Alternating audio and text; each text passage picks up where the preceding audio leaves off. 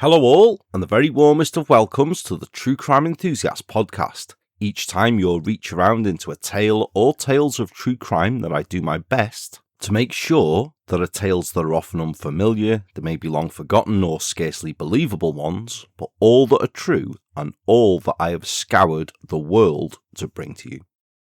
Doing just this is myself, Paul, the creator, host and true crime enthusiast of the show's title. My beloved black and white rat bag Pixie, the true crime enthusi cat, is as always right by my feet, and the both of us have been waiting for yourselves.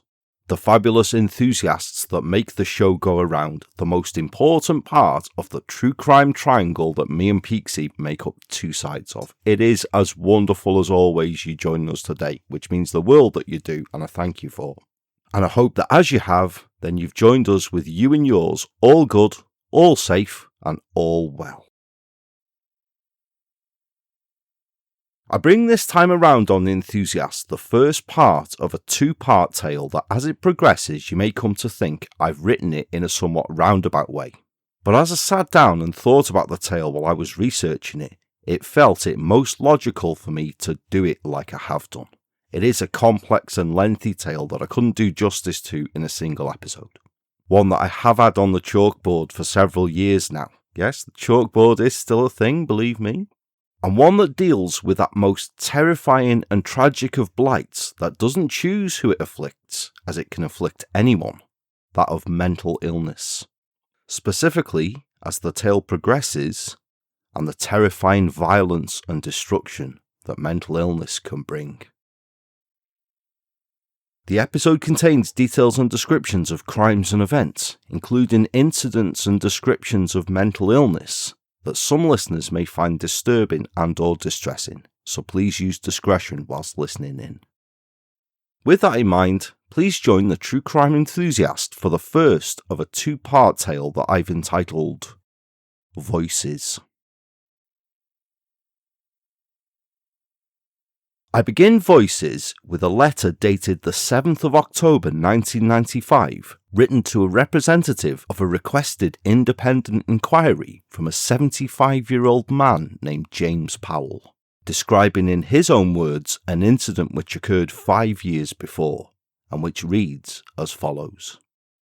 Dear Mr. Morden, on the morning of the 8th of February 1990, as usual, I arrived at St Barnabas Church at 8:15 a.m. after visiting the church hall in Hook Road in Epsom, which was also part of my duties.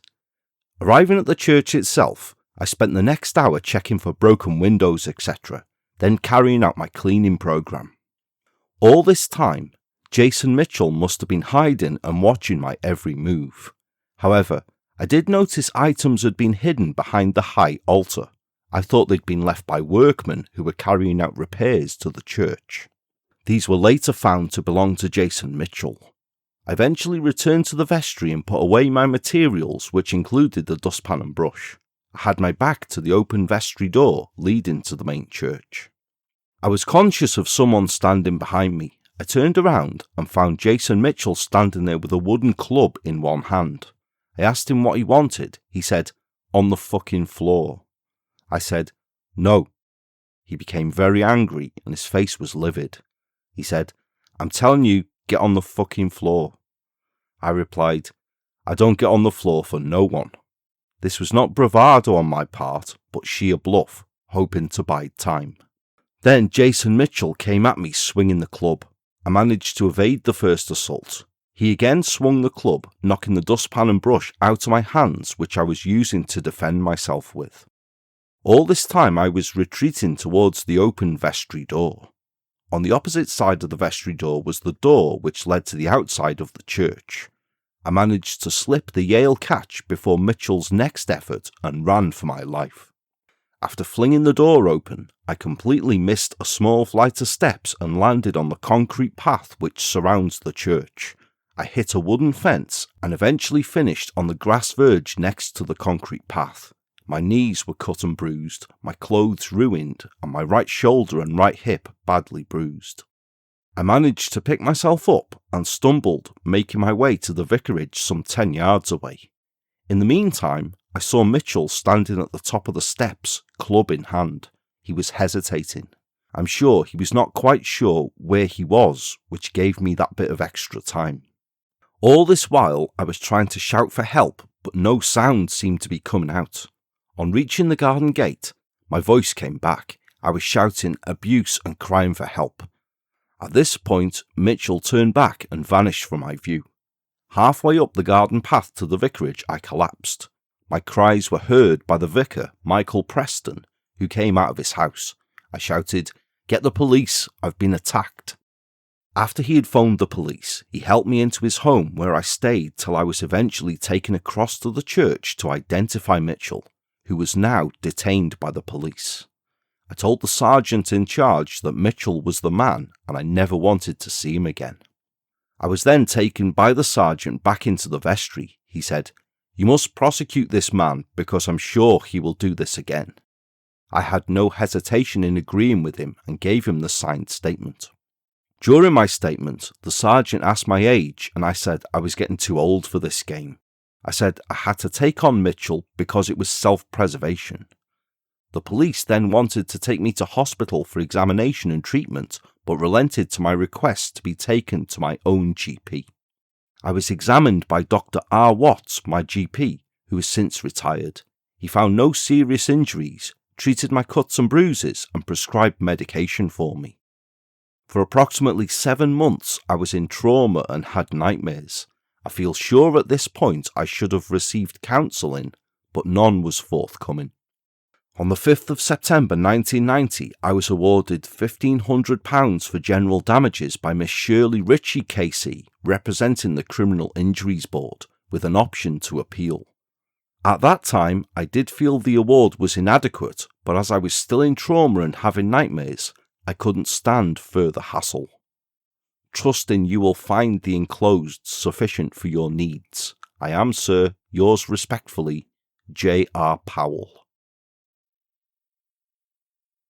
Now I've omitted a paragraph from this letter that will bookend part 1 of Voices, and which I hope will become clear why I've done so towards the end of the episode.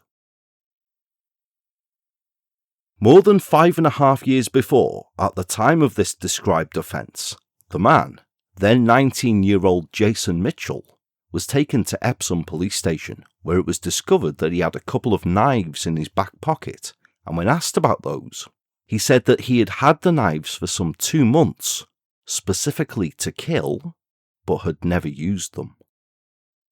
Mitchell told police how the previous day he had taken a train from Felixstowe to Epsom by mistake, as his plan was to go to London, and he had sheltered in St Barnabas Church there, where he had obtained permission from the vicar, the Reverend Michael Preston, to continue to shelter from the rain overnight until the 8th of February 1990. Mitchell then said, "I heard voices in my head and they told me to kill the vicar, saying, 'You should kill the vicar. This is the time you should kill that man.'" The next day, Mitchell had assaulted the 70-year-old church cleaner Jim Powell with a plank of wood. In interview, at which a social worker as an appropriate adult was present, he indicated that he'd been waiting for the vicar, having been told what to do by the voice, having not done so the previous day when he'd seen him because there'd been too many people about. He denied actually using the weapon to take a swing at the cleaner, but accepted that he had chased him and that Mr. Powell had run because he had threatened to make him lie on the floor. The reason being so he could strike him more easily and in the right place.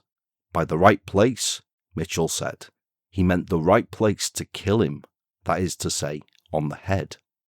He asserted then that he had tried to kill the caretaker and really would have done so, and he would have kept hitting him until he was dead because the voice had said that the time was right to kill.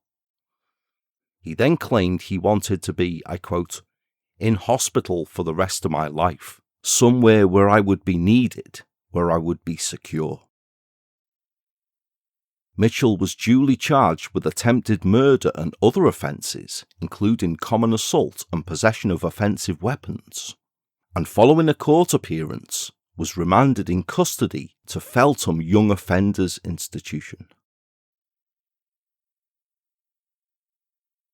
It was the culmination of a sad and disturbed life thus far for Jason John Mitchell.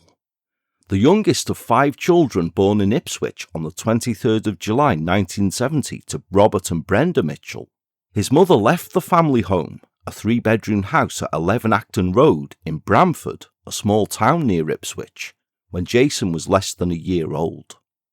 His father Robert gave up work at a local flour mill to care for the children when Brenda left, and family life with a single parent appeared fairly normal at first, with visits from grandparents and an aunt who lived nearby.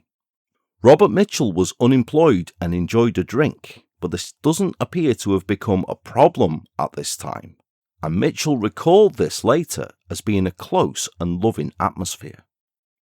Brenda still lived in the same small town, and it was inevitable that they would meet, though Mitchell was later to claim feelings of rejection by the mother he never really knew, as on one occasion, she told him not to call him mother as this would upset her new in-laws. He also felt that she deliberately ignored him whenever they did meet in the streets.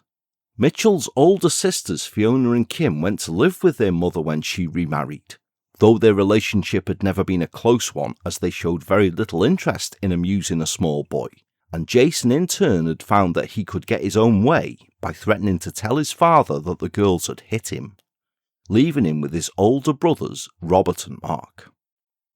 When he was aged about 6, there was a claimed first incident of threatened violence towards his father. One of his brothers had stolen a double-sided knife with a deerfoot handle, and their father had removed it from them. Jason had subsequently found it, and one morning held the knife over his sleeping father's face, though he did nothing further.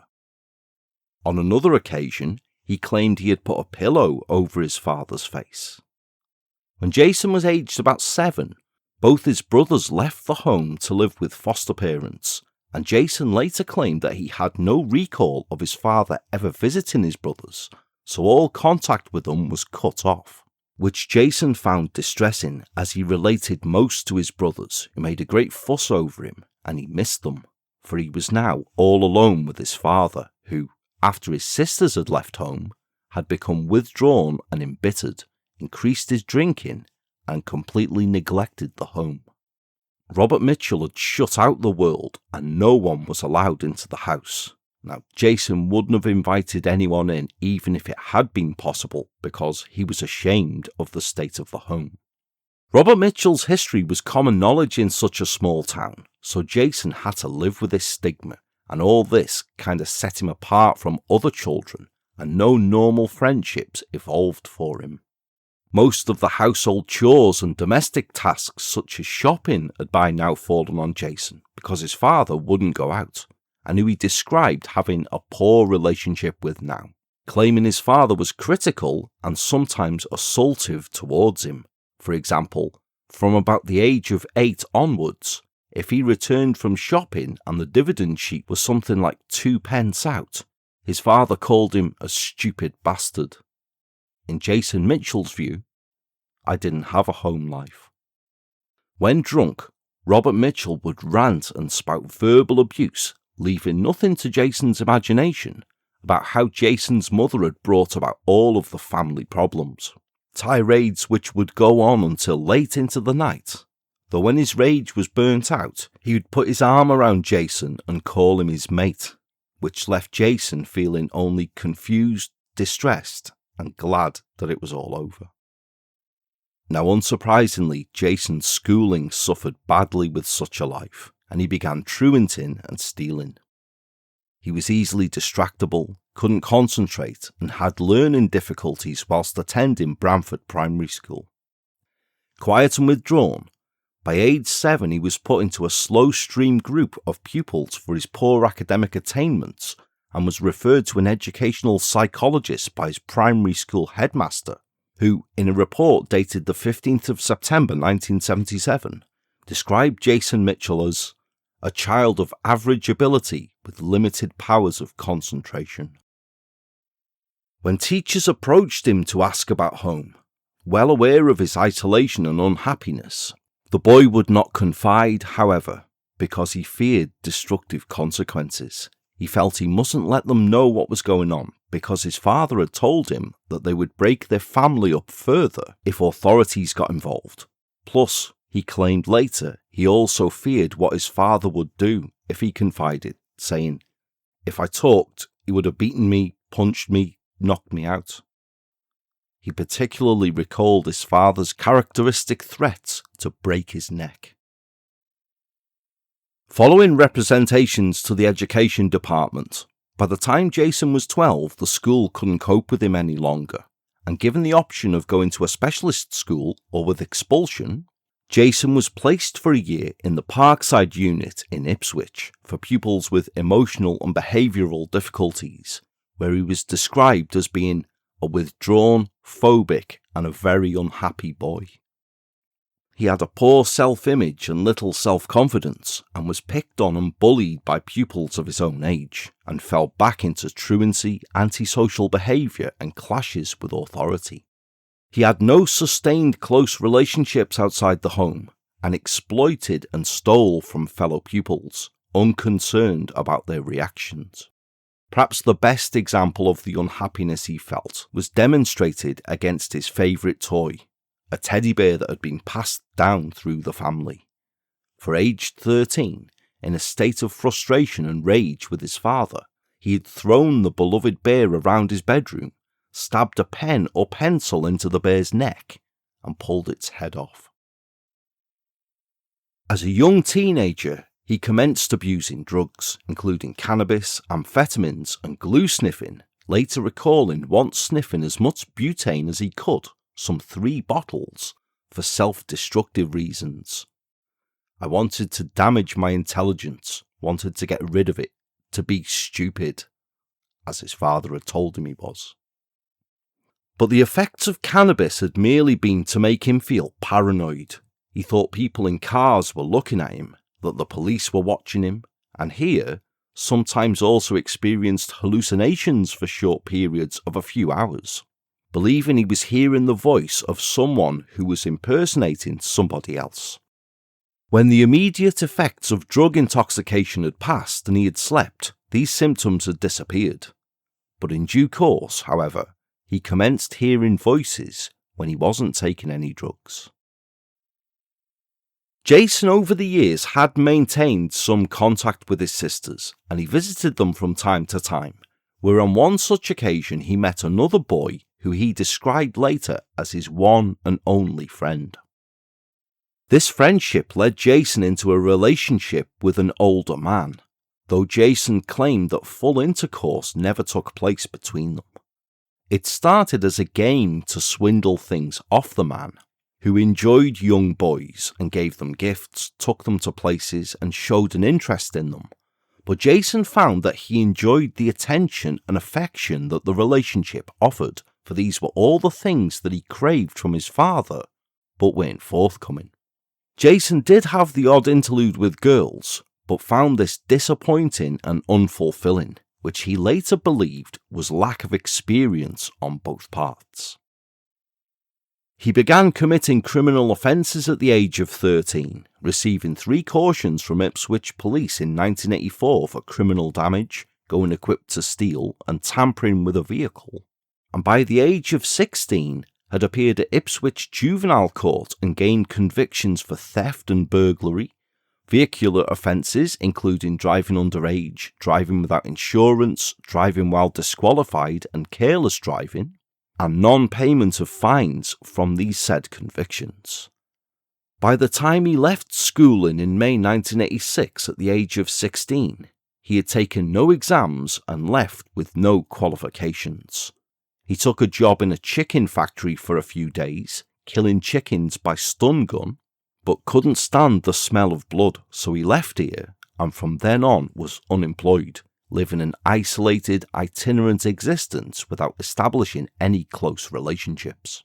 His home life was empty, there was no emotional or social structure to support him, and it was here that Jason claimed had been the onset of his mental illness.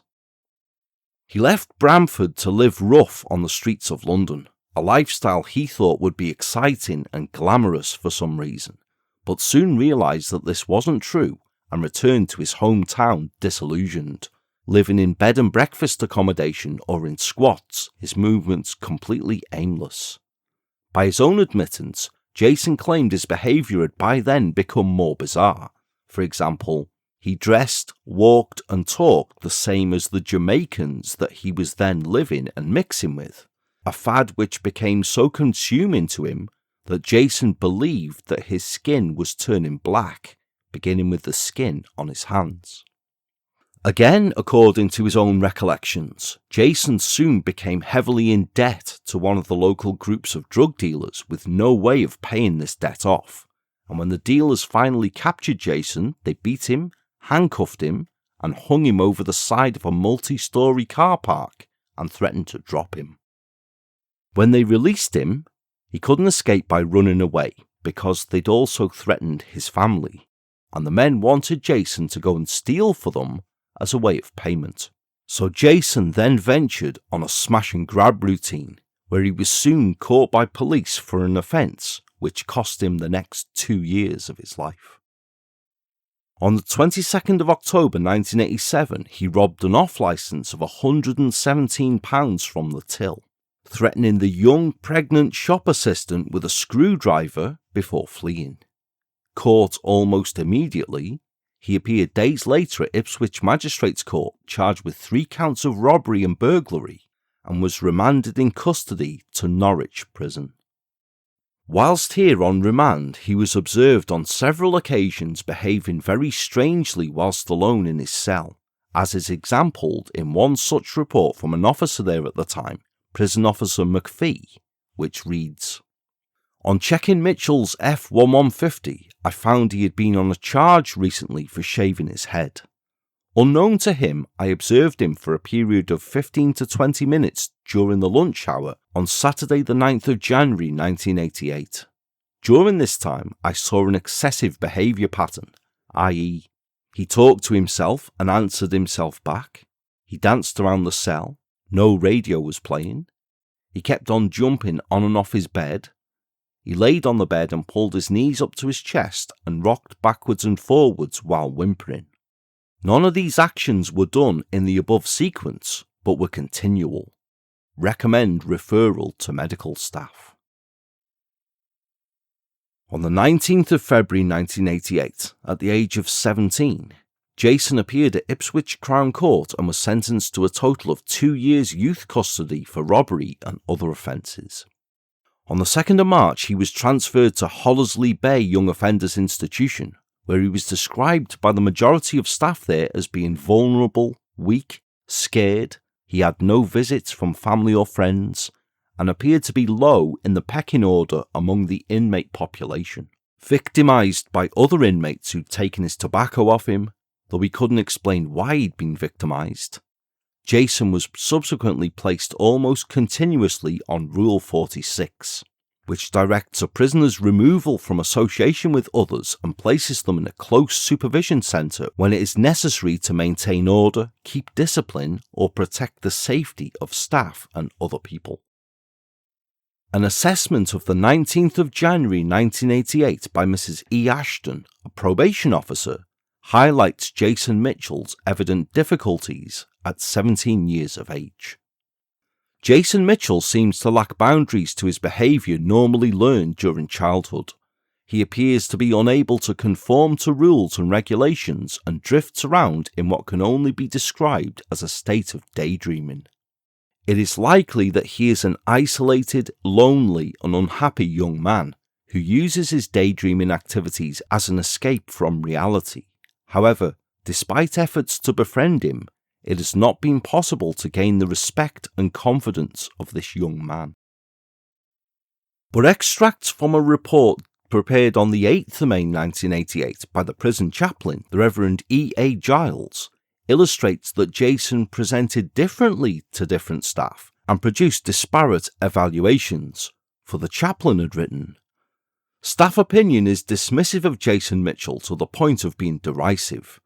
Whilst I can certainly understand why this should be, I have to report that I found Jason Mitchell to be a great deal more than the extremely poor specimen portrayed in staff consent. During the course of my interview with him, He presented as a good conversationalist, displaying considerable imagination. His conversation was fluent, always polite, and he displayed a considerable sense of humour. I think that he has deliberately chosen to act the part of a dropout, and that his lifestyle is of his own making. He described his father as sad and lonely, thereby displaying a good deal more insight than the majority of his peers. He himself appears to be equally lonely, having been in custody from October 1987 and having received no visits. Looking to the future, Jason Mitchell expresses the gravest doubts as to his ability to stay out of trouble. He even spoke of being scared of leaving custody. Having made this assessment, the chaplain didn't recommend parole. On the 31st of May 1988, Jason was transferred to the Bitten unit of Feltham Young Offenders Institution, where on the advice of a locum medical officer, Dr. Dexter, he was seen by visiting consultant psychiatrist Dr. Latif, who saw him on 30 further occasions during the next 7 months. On the first occasion, Dr. Latif wrote in his case notes following their meeting, "Seen as requested. This is an interesting young man. He needs to be observed further for assessment. He is cooperative and appears keen to talk about himself and try to resolve certain emotional conflict that he has at the moment. He feels totally rejected by his family. No one from his family has visited him since he's been here. In brackets, then 2 months. Says at times his inner feeling is different from how he responds to others outwardly. He thinks his nose and lips are changing shape. He has marks on one side of his face and not on the other. He remains concerned about this. He denies feeling depressed and he sleeps well and his appetite is normal. Says he thinks everyone knows his life and everything about him. He believes the whole world knows everything about him. The TV talks to him and people communicate with him through the TV, which he thinks could be special power of his brain which makes him communicate with the rest of the world. Says he hears voices talking to him about him, and very rarely they talk to each other about him. Says, I quote, "It's so unbelievable that it's incredibly believable. If he reads a book, one voice questions the other voice, including him, asking him why he enjoys reading the book. While reading, he hears voice repeating what he's just read and finalizing spelling of the difficult words that he reads. Thinks they go all the time about other things, e.g., if he washes the sink in his room, they ask him not to do that, and so on. He clearly recognizes the voices as coming from outside his head and they're not his own voice. He's not afraid of the voice. He thinks that these voices are the voices of people. He's not sure whether they're real voices, but he thinks they might be, and wonders why they waste their time talking to him or talking behind his back. He is positive about his belief that people whose voices talk about him never eat any food. He tends to neglect his personal hygiene deliberately, and when he finds himself unclean, he begins to feel very small inside of that feeling, beginning to sink in his soul. He continues to neglect himself until he suddenly feels that he needs to improve his personal hygiene. To him, all these things are real. He doesn't think that there's anything wrong with him. Probation records during this period of youth custody contain a dozen or so letters written by Jason Mitchell to his probation officer, which express a range of hopes and fears for his release, and which are at times difficult to follow and show variability of mood and doubts about survival upon his release, as exampled by the following extracts. 15th of July 1988. I'm overjoyed at my place in the fellowship, and I will say yes, I'm delighted and excited, but I know my excitement has spread to parts of me that I don't want it to spread to, and I feel more and more in the mood I used to be when I would do crime. 23rd of July 1988. It's my birthday, and it's Saturday, and I could think of better places than prison to spend it. I didn't want to write to my dad or family as he just blanks my letters. I thought I would cheer myself up and write to you. 18th of August 1988. I've been thinking of what I would be doing if I was out, and it's difficult to think straight about it. It seems prison is a place that has taken over my very existence. 18th of January 1989, and he's writing here in thanks of the gift of a radio for him. It really made Christmas a memory rather than an excuse to say my time is coming close and not even think of it like Christmas. But with some help and a radio, I could feel the importance of it. I know my life is going to take off with a vroom. I can't see any other way it can go except better. So I'm going to try, and who knows, this time next year, I could be the boss of Harrods and a multi-millionaire. I think feelings, love and happiness are too important to disfigure with luxuries, living and drugs. I would prefer to get my kicks from life. It has so much to offer in the natural buzz, just for instance, being nice and helping someone out. On the 14th of March 1989, 2 months ahead of his release, Jason returned to Hollesley Bay Young Offenders Institution, where he shortly afterwards threatened to hang himself in a cell, as the bullying and assaults by other inmates had begun again almost immediately. His medical record for the 23rd of March states, seen 21st of March after scratching wrist, bullying and lost time. Advised, transferred Feltham, he's been threatened, made a noose as a cry for help. Has been attacked in showers at Feltham. There is a risk of assault. He can't stand up for himself. There is a risk of self-injury or suicide gesture rather than suicide. He's not depressed and does not need treatment. I would advise Rule 46 and send back to Feltham. Why did he come here? ? After leaving Hollesley Bay on the 12th of May 1989, Jason Mitchell lived at the Richmond Fellowship in Cambridge, a placement arranged by his probation officer. During this period, he used cocaine and took LSD on 3 or 4 occasions, the drug making him feel, I quote, intensely wild, as if all moral codes were broken. And on the first trip, beginning to believe that he was a martial arts expert. On subsequent trips, he believed he was a killer, and later bought knives, became preoccupied with them, and looked for victims he thought were killable, such as Vickers, as he later described Vickers because they're the image of goodness, timid, easy targets. He found the individual counselling sessions at the fellowship too difficult and sometimes completely refused them, recalling, I blamed it on the people I was talking to, but it was me. There was painful stuff that I didn't want to remember.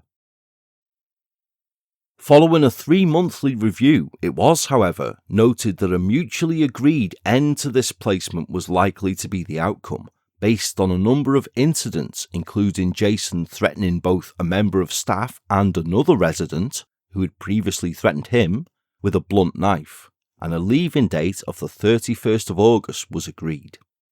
From there, he went into another bed and breakfast, the Church Army Hostel, for a period of time, with his fantasies and voices now in full flight, for what little touch he had with reality appears to have now fully left Jason.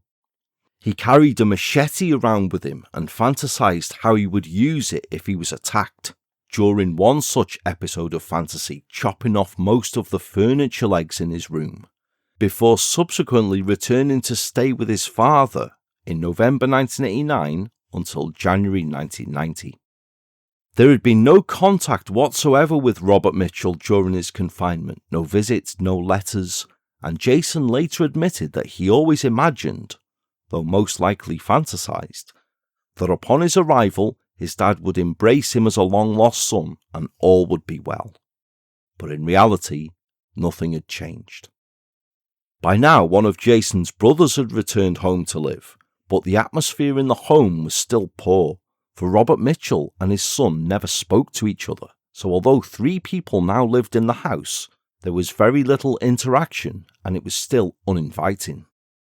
He spent Christmas 1989 with his father and brother, but like most of his previous Christmases, he described this one as abysmal. No presents, no happiness, nothing. making a point of noting that from the age of 8, he had never been given presents by his father.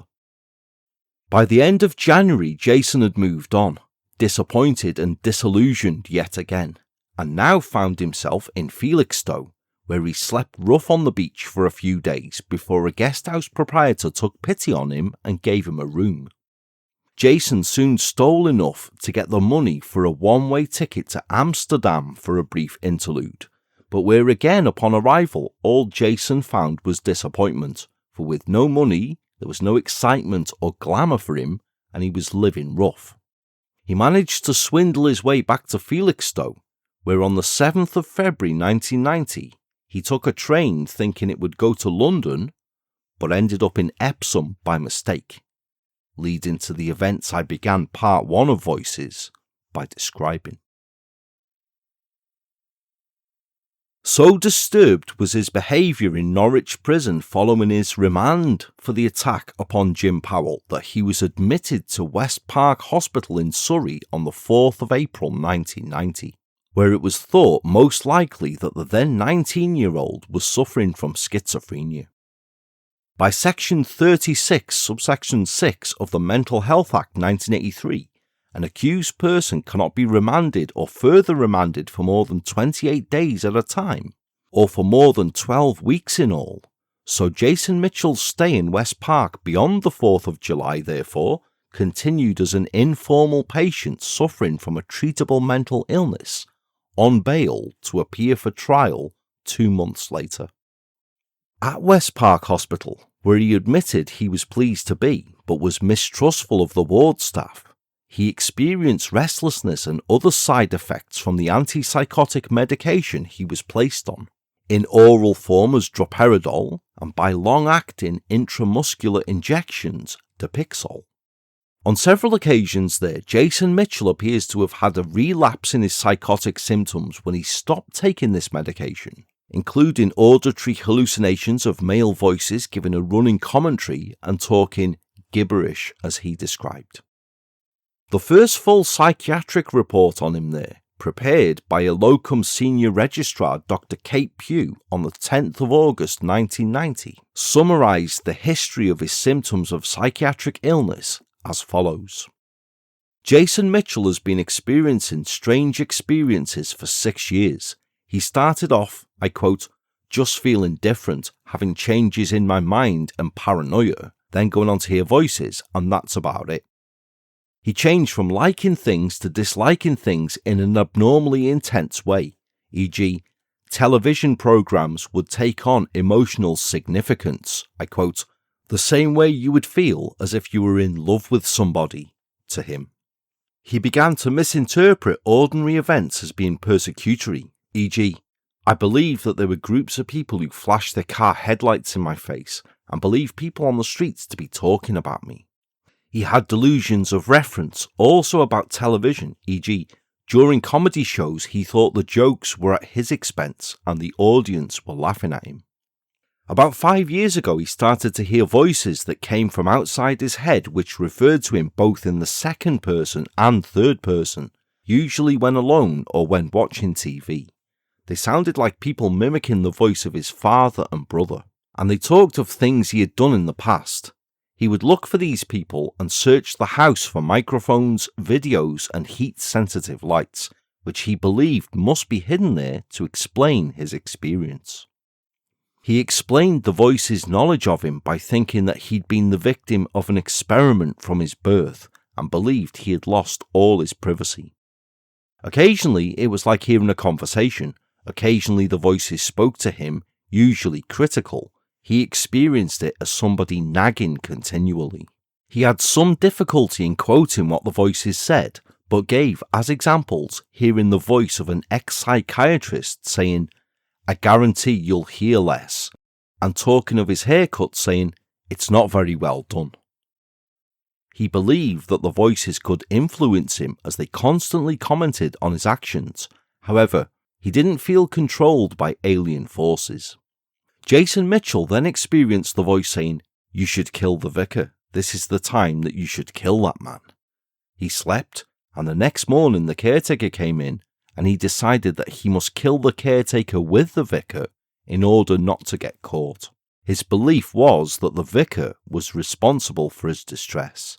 He had a lump of wood to assault the caretaker, and he asked the caretaker if he would lie down on the ground so that he could knock him out with a minimum of damage. The caretaker ran away, and Jason Mitchell waited for the police to arrive. He believed that the voices had tricked him into this situation. The medical notes on admission also record Jason as saying, "I tried to kill someone. I don't know him, just a vicar. He was doing something to me. I hear voices, they can control me. They make me feel pretty depressed. He was one of the ones who was the leader of all the voices. I was told by another voice I was going to use a knife to kill him. Victimized. I can't live my life. I want to kill."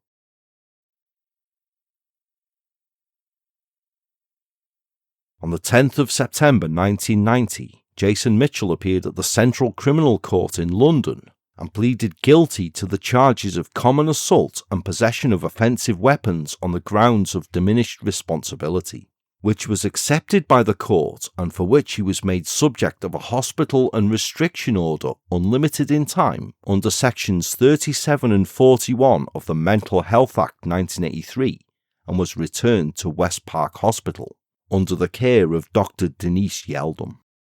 Here, over the next few months, his mood began to fluctuate, and by February 1991, Jackie Lever, an occupational therapy technical instructor at West Park, had prepared a lengthy report which contained details of Jason Mitchell's homicidal thoughts and fantasies, as follows. During Jason's stay at West Park, he has put down roots. He is taking great pride in his new clothes and books. His bed space has taken on a homely look. He enjoys walking around the hospital and greeting people by name.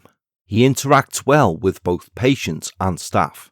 For the first time in his life, Jason is building relationships that appear secure. He describes his voices as derogatory, but also feels that he misses them. He claims that they had fun times together as well as the bad times. It appears for the past 6 years, Jason's voices were the only permanent thing in his life. Jason's loud thoughts appear to have been the force that motivated him the most. Jason discussed his obsessional behaviour. He said that everything had to be perfect and he would spend a long time trying to achieve this, so that his voices would have nothing to take the rise out of. He has a multitude of untapped potential and skills, but needs the space to learn about personal growth and to recognise the positive aspects in himself. She warned, if these needs are not met and Jason returns to his past way of life, he could become a danger in the community. He had once carried a machete around with him and fantasised about how he would use it if attacked. He also had a thought that it would be a fun thing to do if he killed a vicar for Christmas in his hometown of Bramford. Jason recognises this part of himself, and it frightens him. At West Park, he had purchased 2 books by Thomas Harris, Red Dragon and Silence of the Lambs. He claimed later he'd found Red Dragon the most interesting of the 2, and it is much better, I thought. Though later said he didn't read it all through and he couldn't really remember the book. He also had other fiction and books on psychiatry and psychology, including an Introduction to Physical Methods of Treatment in Psychiatry by Peter Daly and Joseph Conley, Bradshaw on The Family by John Bradshaw, The Book of Runes by Ralph Blum, The Anthropic Cosmological Principle by John Barrow and Frank Tipler, Emmerdale Farm Book 2, Prodigal's Progress by Lee Mackenzie, bit of a slight there, eh? And Jackie Lever's copy of The Child, the Family and the Outside World by Donald Winnicott.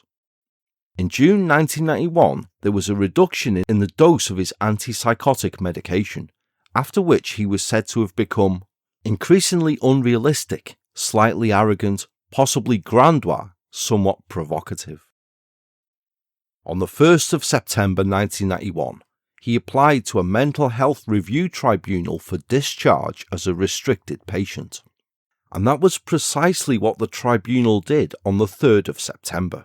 They ordered that Jason Mitchell be conditionally discharged, but that such discharge be deferred until such arrangements as were acceptable to the tribunal were made, these being residence in a hostel approved by the RMO, acceptance of medication as advised by the RMO, and submission to ongoing outpatient monitoring as advised by the RMO and social worker.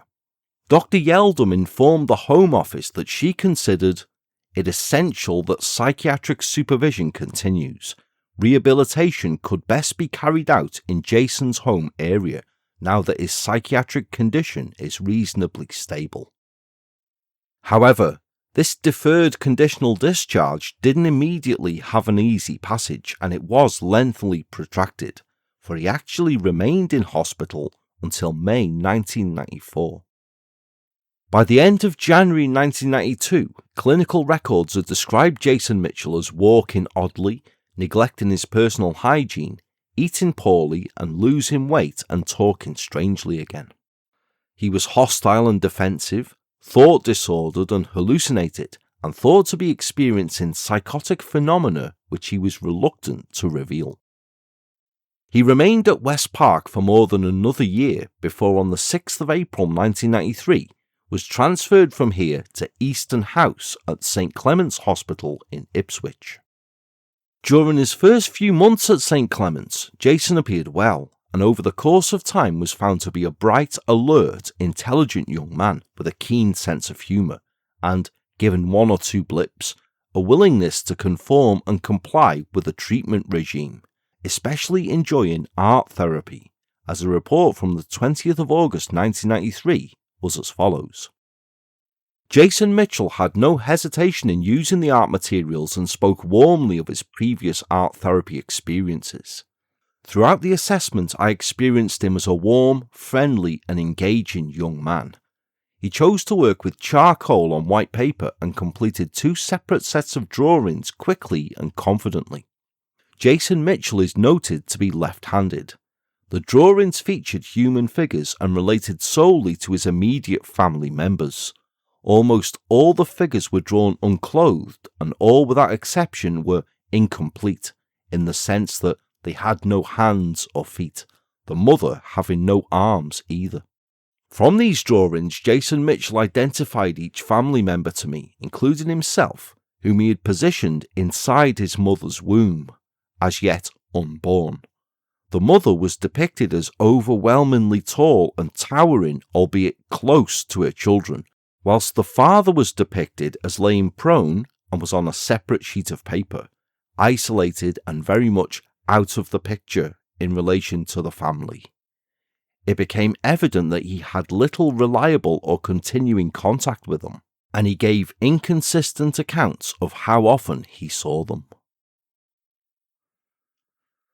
As a result of such perceived progress, Jason was weaned off medication and became medication-free in September 1993. When his medication was stopped, he felt happy to start with, but then symptoms of feeling paranoid and the hearing voices developed once again within a few months, usually occurring when he was resting on his own in his room. He thought the voices were speaking about him and they were outside his head, like someone silly next door talking, as he described. And though he heard full words and sentences, they were quiet and muffled. However, he talked to no one about these experiences because he was afraid of being put back onto antipsychotic medication.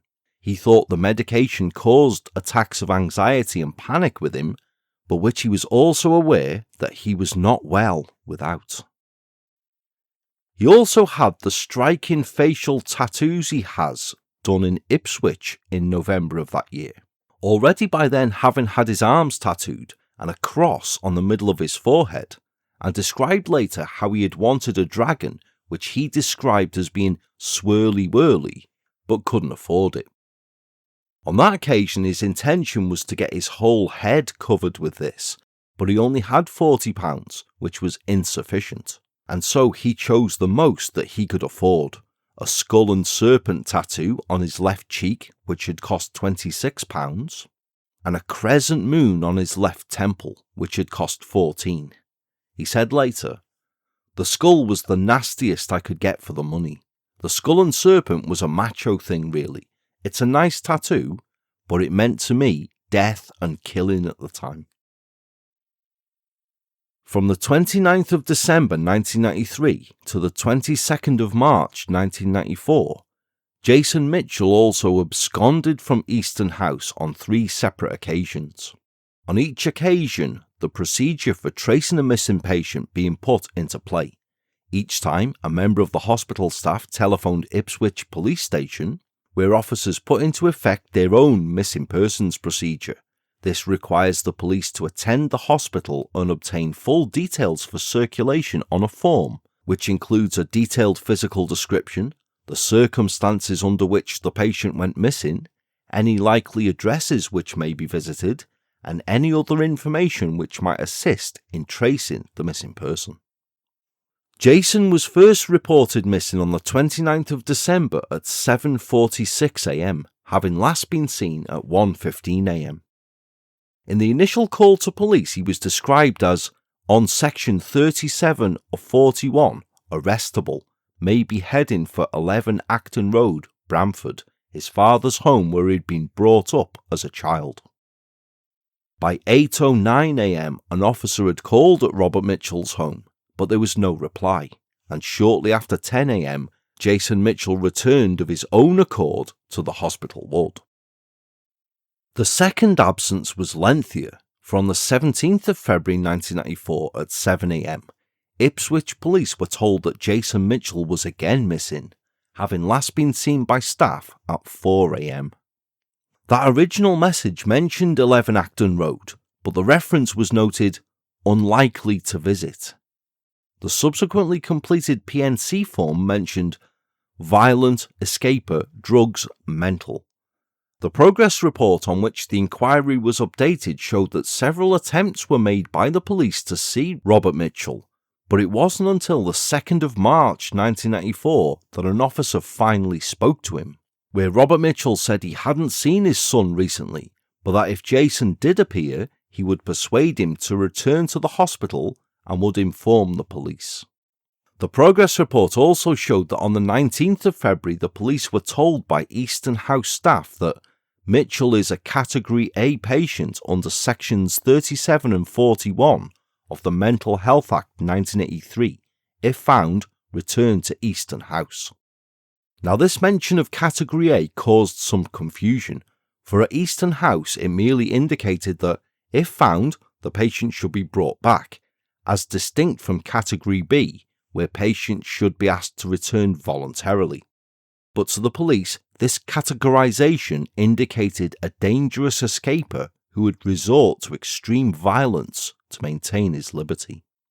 At about 5 p.m. on the 4th of March, Jason Mitchell was arrested by police officers in Cheshire, who found him attempting to hitchhike at a service area on the M6 motorway near Warrington. Apart from saying that he'd been visiting friends, he declined to discuss the events of the previous 2 weeks, and presented no obstacle to being returned to St Clement's by ambulance on the following day, though he gave no explanation to hospital staff as to why he had absconded. During the next few days of March 1994, he was generally again described as being rude, aggressive, convinced that things on the television had relevance to him, and on the 11th of March was threatening to another patient and spitting. 8 days after he'd been found in Cheshire, on the 12th of March, Jason Mitchell again absented himself from Easton House just after 2 p.m.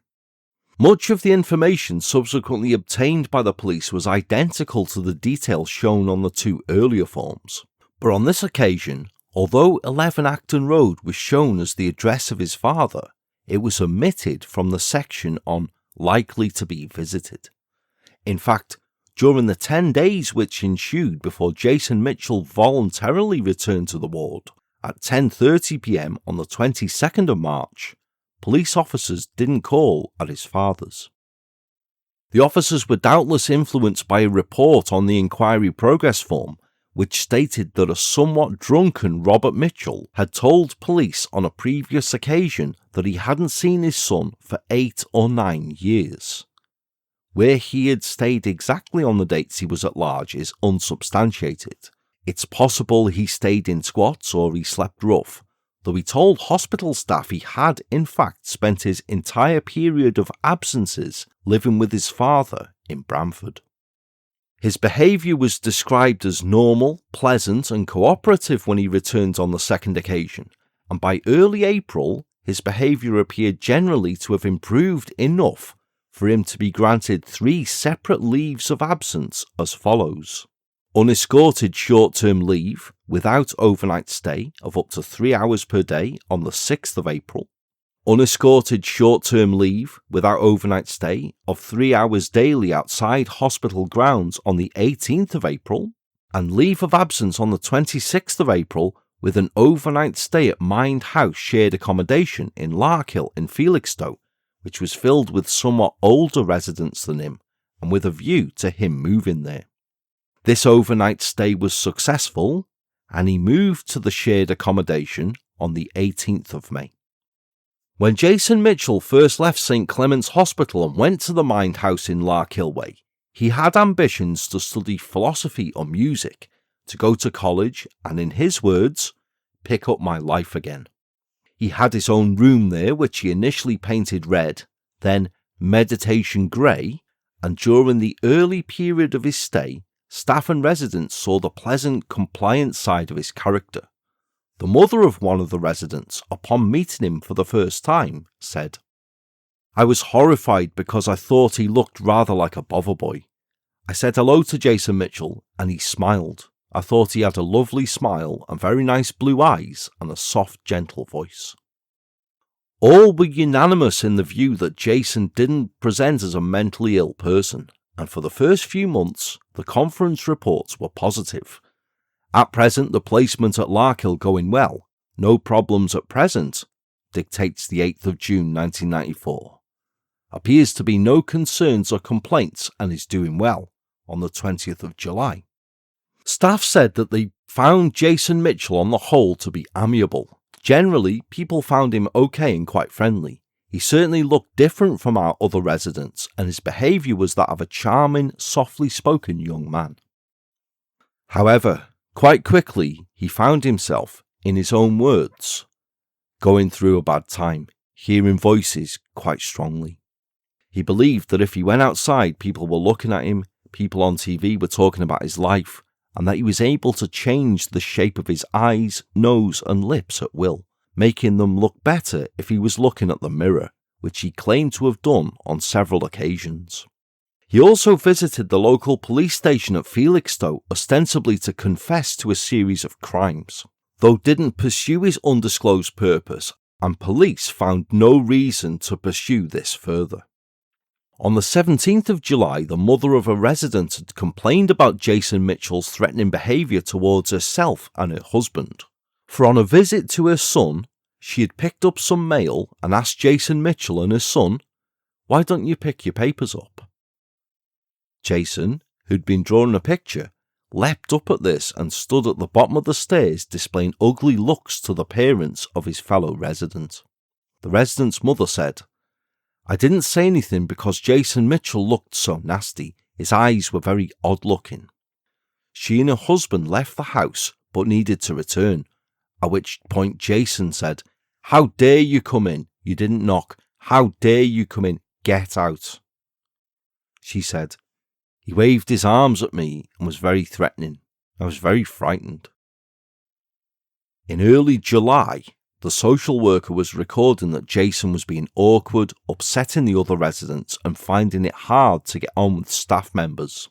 Although at the case review in mid-August, it was again reported that everything was going well, and Jason was telling his social worker that he wanted to move on to more independent accommodation again, wanting to normalise his existence, and because he found the idiosyncrasies of his fellow residents difficult to take. But by the end of August, he was less insistent in this view that he wanted to move on, and staff at Larkhill Way too were finding Jason Mitchell less likeable. The staff member who had the best rapport with him said later, his behaviour was unpredictable. One minute he was very friendly, and then he would clam up, and in the next minute he would be rude. He wasn't a very nice person to know. Residents described exactly similar behaviour, and by September, one resident was saying, "I became more and more frightened and complained to the staff, who suggested that I turn my room into a bedsit and lock myself in. This is what I did. I became too frightened even to leave the room and was afraid even to go to the bathroom upstairs and adjacent to my room. I was deeply frightened, fear deep in my guts." Staff also received a complaint from a woman saying that Jason had persuaded her son to accept responsibility for the payments for a guitar which he'd purchased. And alongside this complaint from the other resident who was frightened, plus Jason Mitchell also expressing the desire to move on, it was decided not to renew his tenancy. He was informed by letter about this on the 20th of September, although it was made clear that he wouldn't have to move out until he had somewhere else to go. And during October, his social worker focused upon finding an alternative placement for him, whilst expressing concern about the potential isolation which independent living arrangements could cause for him. On the 4th of November, an incident occurred where, following an argument, Jason Mitchell tapped, that is the resident's word, another resident lightly on the head with a small hammer, the kind used for striking a bell or for piano tuning. The resident went to his room and nothing further happened, but the project worker there at the time was very concerned and duly contacted the project manager. They sought to contact Jason's social worker, who, as a part-time worker, wasn't available, but they did establish contact with both the out-of-hours social worker and the psychiatrist responsible for offering support to the project, a Dr. Hannah, who was on duty in Dr. Goddard's absence. Both advised contacting the GP, but the project workers felt that Jason Mitchell would simply present his reasonable self upon doing so. Finally, Dr. Goddard, whose care Jason had been under at Easton House, arranged for Jason's readmission to Easton House on the 8th of November 1994 as an informal patient. This wasn't for any clinical reasons, it was a kind of respite care, and Dr. Goddard wrote to C3 division of the Home Office, saying that Jason Mitchell was occupying a valuable bed in a rehabilitation unit for social reasons only. Initially, the readmission to St. Clement's was a relief for Jason, but he was also upset by the failure of the Larkhill Way placement, recalling later, "I was giving up my future." When he had returned to the unit, he displayed behaviour which was familiar to staff at Easton House, as the contemporary nursing notes reflect his, I quote, "usual arrogant self-centred attitude, his coming and going as he pleases, and his treating the place like a hotel." During that initial return period, he made no attempt to endear himself to others unless it was for his own ends, and Dr. Goddard described later that when Jason came back from Felixstowe, his behaviour was at first cranky and irritable. However, by the first week of December 1994, Jason Mitchell had become a model patient at the unit, and up to the 9th of December, his behaviour continued to be pleasant and unusually helpful. That afternoon, he had helped staff members hang Christmas decorations, and when a member of the nursing staff mentioned his own plans for a family Christmas, Jason was quick to point out that he had never had a family Christmas. Around 7 o'clock on Friday evening, the 9th of December 1994, without any prompting, Jason Mitchell, then aged 24, walked out of Easton House once again. It was 11 days before he was next seen, and it was to be the last time he would ever abscond. It's here now that I can add in the missing paragraph from the letter written by Jim Powell, as I said at the start, dated the 7th of October 1995, which I thought it apt to bookend part 1 of Voices with, and which reads as follows. On reflection, I think someone must be made accountable for this grave error or errors.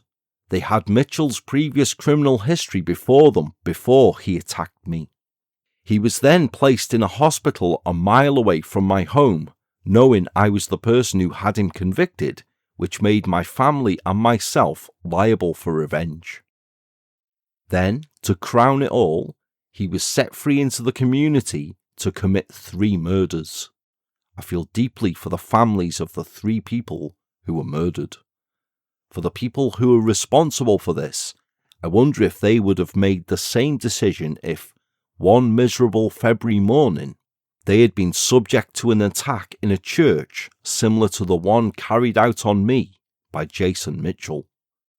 It's time the system started to think a little more about the victims and their families. Oh yes, for within 8 days of walking out of Easton House on the 9th of December, Jason Mitchell had given in to his voices and had killed 3 people in the most horrific of ways, which I shall tell you all about in the concluding part of Voices. I would love as per ever hearing your thoughts and feedback on the first part of Voices, which you can do so in the episode thread now up in the show's Facebook discussion group, or please by all means get in touch through whichever of the show's social media links you want to if you want to discuss. I'm always happy to talk wherever with you. This has been an incredibly complex tale to research and write, and though disturbing, bleak and somewhat sad, is one which I hope you found interesting and informative thus far. There is a lot more to come with it, and I shall catch you all soon for the concluding part 2. All that remains for me to say then is that I've been, I still am, and hopefully still will be Paul, the true crime enthusiast, wishing you all good and safe times, and I shall speak to you very soon. Take care all and stay safe. Thanks so much for joining me in the MOG, and goodbye for now.